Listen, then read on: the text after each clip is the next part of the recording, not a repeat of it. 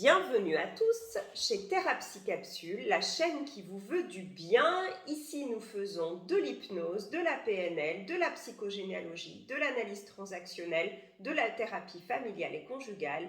Et je vous livre plein d'outils pratiques et efficaces pour vous sentir au mieux dans votre vie. Si vous voulez me consulter en individuel, vous avez mon site dans la barre d'outils. Alors, de retour dans notre vidéo d'aujourd'hui, qu'est-ce qui fait que nous sommes attirés par des personnalités souvent à tonalité narcissique ou pervers narcissique? On prend souvent le problème à l'envers ou de l'autre côté. Qu'est-ce qui fait que moi j'attire une personnalité narcissique? C'est très intéressant, c'est très important.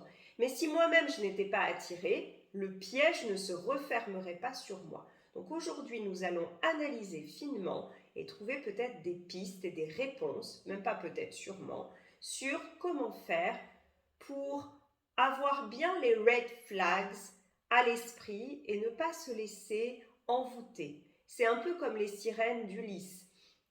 Les sirènes étaient ces femmes magnifiques qui attiraient les marins à leur perte, qui les noyaient. En fait, elles chantaient extrêmement bien et ce chant attirait les marins et ensuite elles les noyaient. C'est un petit peu la même chose dans ce piège-là, sauf que Ulysse a été plus malin, il s'est attaché au mât et de son navire pour ne pas être attiré, donc il pouvait entendre le chant des sirènes sans plonger dans les profondeurs. Nous allons faire la même chose aujourd'hui. Alors, qu'est-ce qui nous attire chez ces gens-là? Tout simplement, ces gens vont avoir un timing très différent des personnalités sécures, des personnalités saines. Et rappelez-vous que la partie de nous qui choisit notre partenaire amoureux, et même nos amis, et même les relations importantes de notre vie, c'est notre inconscient qui adore le familier, la sensation de familiarité, qui adore les répétitions. Et bien souvent, nous venons de familles dysfonctionnelles, de familles où il y a eu à minima un parent narcissique ou avec des problèmes similaires. Donc forcément, dans une pièce, inconsciemment, ces gens vont avoir des traits de nos parents, vont avoir des mimiques, des attitudes, une façon de communiquer un peu similaire. Bien sûr, notre esprit conscient ne le relève pas, mais notre esprit inconscient, qui est beaucoup plus puissant, qui est 100 000 fois, 10 000 fois plus puissant, lui va repérer ces petits signaux et il va les convertir en attirance. C'est Ross Rosenberg dans le syndrome de l'aimant qui est extrêmement intéressant, qui dit qu'en fait c'est une attirance quasi chimique. Plus je souffre de déficit d'amour de moi, plus j'ai des failles non guéries, plus je doute, plus je vais vouloir plaire, me mettre en quatre pour être au service de la personne, être aux petits soins, faire ce qu'il faut pour elle. Et plus je suis à l'extrême des codépendants, c'est comme ça que ça s'appelle, plus je vais attirer un ou une narcissique à l'extrême également. Et il explique, et c'est vraiment, on peut tous le vérifier, qu'en fait, quand on n'a pas guéri tout ça, quand on n'est pas revenu au milieu, c'est-à-dire avec la capacité de s'aimer soi et d'aimer les autres, une capacité équivalente, en prenant soin de soi, en étant capable de fixer des limites, notre attirance chimique va automatiquement se porter sur des personnalités qui nous font du mal. Et malheureusement, si on nous présente une personne saine, qui va bien, qui est capable d'amour, il n'y aura pas ces montagnes émotionnelles très fortes que l'on confond souvent avec l'état amoureux. On se dit, si je suis tellement angoissée, si j'ai des petits papillons dans le ventre, c'est parce que cette personne me plaît tellement. En réalité, on devrait dire, cette personne me met tellement sur le grill, me stresse tellement, qu'à la fois elle joue avec le renforcement intermittent, c'est-à-dire avec le chaud et le froid. Elle alterne grand amour et grand dédain ou grand amour et contrôle. Et du coup, mon cerveau à moi, mon inconscient, va traduire ça en excitation. En fait, c'est l'excitation du manque parce que cette personne m'échappe dans le fond et que mon inconscient me pousse à la saisir. Un petit peu dans l'illusion de réparer ce que je n'ai pas eu. Par exemple, si j'ai eu un parent qui était présent et absent, absolument pas sécurisant, j'ai gardé au fond de mon cœur cette douleur-là et cette envie de dépasser ça. Et donc si je rencontre une personnalité qui me fait vivre la même chose, mon inconscient, qui ne m'informe pas, à moins que je travaille avec lui, notamment en hypnose, va me dire « chouette, chouette, c'est l'occasion rêvée pour réparer cette blessure-là. Si cet homme ou cette femme-là m'aime, je vais pouvoir apaiser cette blessure. » Bien sûr, c'est totalement illusoire, puisqu'il va me faire choisir quelqu'un qui ressemble tellement à mon parent insécurisant que je ne vais faire que répéter. Ce qui nous attire aussi chez ces gens, c'est ce que j'ai dit, c'est leur timing. Ils ont un timing très particulier. Souvent, les codépendants ont énormément besoin, tant qu'ils n'ont pas travaillé sur eux, et c'est bien normal, ils ont besoin d'être rassurés sur le fait d'être dignes de susciter l'amour, sur le fait d'être intéressants, sur le fait qu'ils vont garder la personne qu'ils ont choisie. Et du coup, les processus habituels avec une personne qui va bien en face de nous, ce sont des étapes qui prennent du temps. Il faut apprendre à connaître la personne, il y a une certaine insécurité au début qui n'est pas liée à la personne ou à ses caractéristiques, mais au fait qu'on ne se connaît pas encore et que ça peut fonctionner ou pas. Et bien souvent, les personnalités codépendantes n'ont pas cette sécurité intérieure, pas encore, mais on peut tout à fait l'acquérir.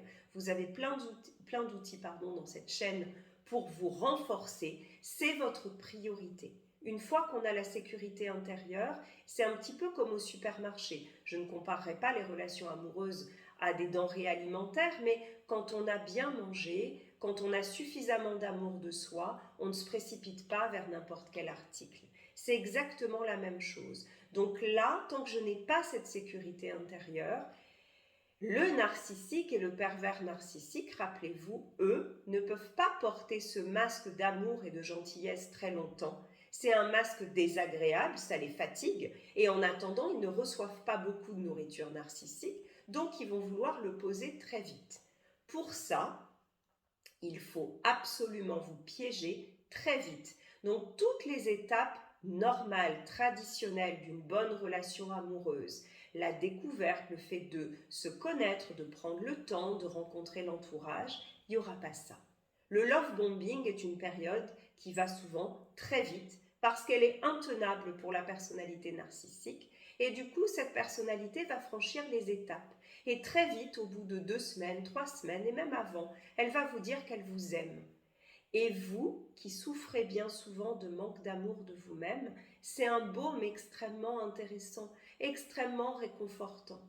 Et bien souvent, vous n'allez pas avoir le réflexe de vous dire « Attention, red flag majeur, ça va beaucoup trop vite, vous allez tomber dans ces griffes. » Donc ça, c'est un alerteur très important. Le timing, c'est quelque chose qui nous rassure beaucoup. De la même manière, ces personnalités vont exercer un grand contrôle sur leurs victimes. Elles vont être très présentes, surtout au début, elles vont envahir l'espace, elles vont s'intéresser à tous les aspects de votre vie, elles vont même les phagocyter, mais ça c'est un petit peu plus tard. Et du coup, les codépendants confondent bien souvent le contrôle, qui n'est pas quelque chose de positif du tout, avec une attention sincère et de l'amour. Et donc ces personnalités qui devraient nous faire fuir, en fait elles sont attirantes parce qu'elles donnent l'illusion qu'elles ne vont jamais vous abandonner, qu'elles ne vont jamais vous laisser tomber, qu'elles s'intéressent profondément à vous, alors qu'en fait elles ne s'intéressent pas à vous. Elles s'intéressent à la laine sur le dos que vous avez pour pouvoir vous la couper et vous la voler. Nous sommes des moutons à leurs yeux. Et donc ça, c'est évidemment pas du tout acceptable. Donc cet autre red flags, c'est le contrôle. Une personne qui vous pose des questions très rapidement, trop personnelles, une personne qui s'intéresse à tous les pans de votre vie, en long, en large, en travers, qui est omniprésente, ça n'est pas un bon signe. Ça veut dire qu'elle n'a pas beaucoup de vie personnelle, ça veut dire qu'elle s'intéresse à des choses. Évidemment, c'est bien normal de poser des questions, d'avoir un cœur ouvert, de vouloir connaître vos passions, mais pas à ce point-là. Donc prêtez attention, sans être forcément dans la méfiance, mais ouvrez vos petites antennes, activez vos petites antennes intérieures qui vous permettent de percevoir les red flags et réfléchissez. Ça va trop vite, il y a trop de contrôle, il y a trop d'omniprésence. Une autre chose aussi, c'est que les petits-enfants que nous avons été, les enfants intérieurs, c'est souvent notre enfant intérieur blessé qui va présider à nos choix amoureux. Et cet enfant intérieur, pour survivre à son enfance souvent chaotique, souvent avec des carences affectives majeures, il croit en la pensée magique. Il pense que quelque part, il y a quelqu'un pour le sauver, pour l'aider, pour l'aimer, un prince ou une princesse charmante. Et du coup, le narcissique colle parfaitement à ce casting-là. En fait, c'est quelqu'un qui, au début, se présente sous les traits du prince ou de la princesse charmante. Et bien évidemment, si notre enfant intérieur n'est pas soutenu par notre adulte à l'intérieur de nous, nous allons succomber à ça parce que nous allons nous dire inconsciemment, ça y est, je l'ai attendu depuis tellement longtemps, ça va me permettre de me réparer, d'être heureux pour toujours. C'est quelque chose de magnifique, je savais que ça finirait par arriver. Non, ça ne fonctionne pas comme ça, chers amis. Malheureusement, le prince et la princesse charmante, c'est vous. C'est vous pour vous. Vous allez pouvoir être aimé, bien sûr, par quelqu'un de très sécurisant et de très bien. Mais la personne qui doit prendre soin de vous, qui doit réparer votre enfant intérieur, qui doit s'en occuper, qui doit faire de bons choix, c'est vous. Vous ne pouvez pas déléguer cette compétence-là parce que même une personne très aimante ne vous connaît pas aussi bien que vous vous connaissez, ne sait pas forcément quelles sont toutes vos valeurs et n'a pas forcément la disponibilité H24 pour vous soutenir. Donc c'est à vous de vous soutenir, de prendre le temps, d'apprendre à le faire. C'est quelque chose de très très important. À très vite.